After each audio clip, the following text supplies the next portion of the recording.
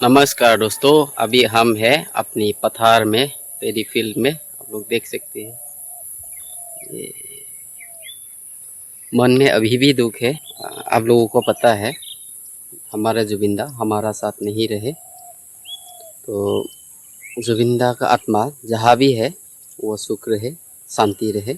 इसी से हम भगवान से प्रार्थना करते हैं और हम सरकार से यही विनती करते हैं कि जो कल्प्रिट इस केस में था, उस कल्प्रिट को जल्दी से जल्दी पकड़ के आप लोग सज़ा दीजिए। और हमें न्याय चाहिए, जल्दी न्याय चाहिए। We want justice. जुबिंदा हमारे लिए सिर्फ कल्चरल आइकॉन ही नहीं थे, हमारे लिए जुबिंदा जो सोशली इतना एक्टिव था ना, हमारा दर्द को खुद का दर्द समझते थे। जुबिंदा ऐसे एक व्यक्ति थे और नेचर लवर थे और कर्म संस्कृति पे विश्वास करने वाले एक व्यक्तित्व था। उस कर्म संस्कृति को हमें आगे लेके जाना है, हम युद्धों को। और जुबिंदा अमर रहे। जय जुबिंदा। हम लोग अभी पहुंच चुके हैं, ये धान का खेत आप लोग देख सकते हैं। ये पेडी फील्ड, ये असम का पेडी फील्ड इस बार को लगाया गया था, इस पौधों को रोपाया गया था। उस टाइम पे थोड़ा सा बारिश था, लेकिन उसके बाद बारिश नहीं आया था, पानी नहीं आया था। इसकी वजह से इतनी अच्छा नहीं हुआ है। इस बार एवरेज ही हुआ है। इसको हम कहते हैं काम्पोनाम बोलते हैं इस धान को। और मुझे नहीं पता उसका इसका साइंटिफिक नेम। इसको हमने रोपाया गया था जून महीने में। पहले इसको रोपाई करने के लिए आप लोगों को यहाँ पे आली दिखाई देगा, ये देख सकते हैं आप लोग, ये आली। इसको इस आली को देने के बाद इसमें हाल लगाना पड़ता है। 3-4 बार इसे हाल लगाने के एकदम सफ़ा मिट्टी का नरम करने के बाद, सफ़ा करने के बाद इसमें हम लोग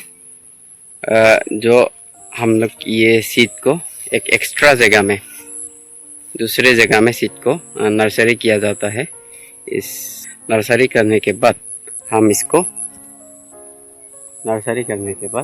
हम इसको जब थोड़ा सा बड़ा हो जाता है तब हम इसको रोपाई कर देते हैं अच्छे से यहाँ पे। और रोपाई करने के बाद ये अपने आप यहाँ पे कोई भी पीडीए, फॉस्फोरस या यूरिया या जिंक, ये सब कोई केमिकल फर्टिलाइजर्स और इंसेक्टिसाइड यूज़ नहीं करते हैं हम लोग यहाँ पे हम लोग सब ऑर्गेनिक ही करते हैं, इसलिए एवरेज है।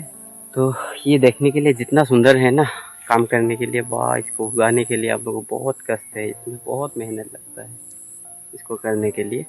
और ये देखो, देखने के लिए बहुत सुंदर है। देखो, ये थोड़ा सा है, वो थोड़ा सा है। और वो दूसरा वाला जो आप लोग देख रहे हैं ना, वो ग्रीन वाला, ये 15 डेज के बाद, वो बाखंती बोलते हैं हम लोग, वो बाखंती 15 डेज के बाद होगा।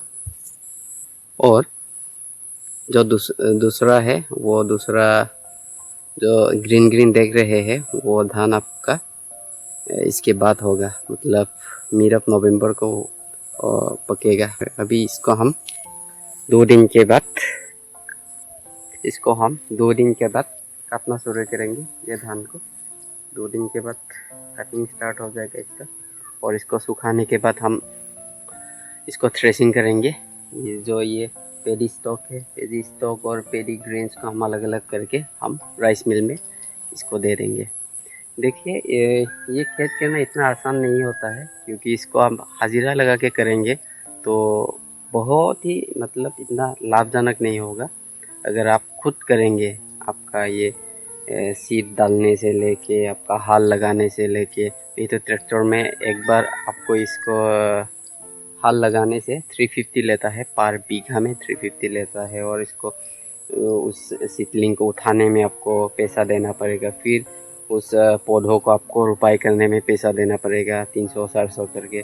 फिर आपका हाजिरा लगाने से बहुत खर्च होगा, फिर इसको काटने में आपको पर बीघा ऐसे ही 300-400 रुपये तो लेगा ही। तो इस हिसाब से आप खुद अगर कर सकते हैं तब लाभ है, इसमें प्रॉफिट है। अगर आप हाजिरा में ही डिपेंडेंट है तो इतना प्रॉफिट नहीं है इसमें, क्योंकि आपका सब हाजिरा में ही चला जाएगा ये सब।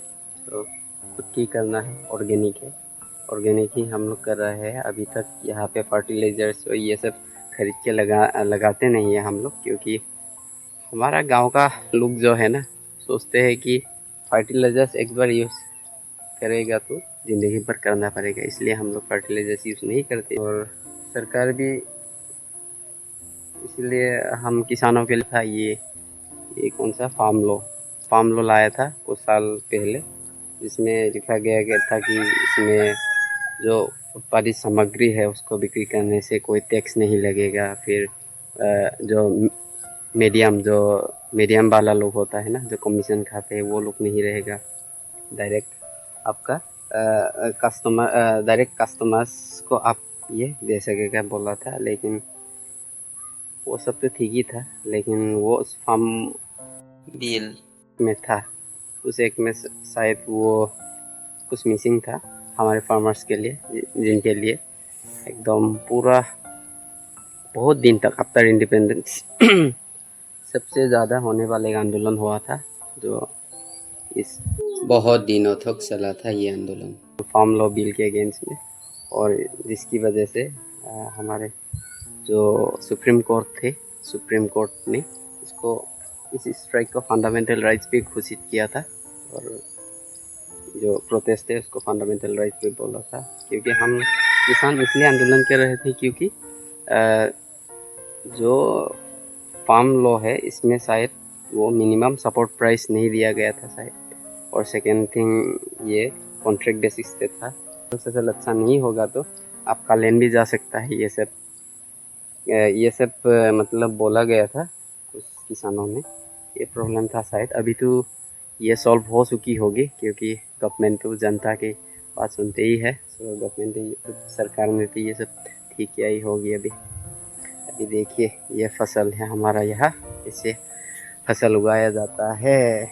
और जय जवान जय किसान।